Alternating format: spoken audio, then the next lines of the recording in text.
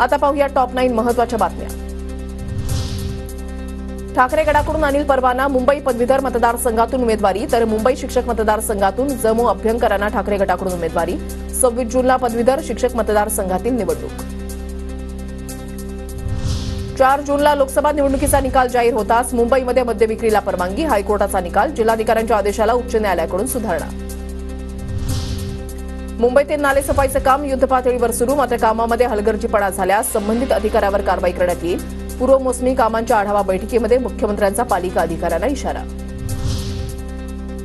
नवी मुंबईतल्या 85% नालेसफाईची कामं पूर्ण, नवी मुंबई महापालिकेचा दावा। एमआयडीसी क्षेत्रातीलही नालेसफाईबाबत संबंधितांना सूचना।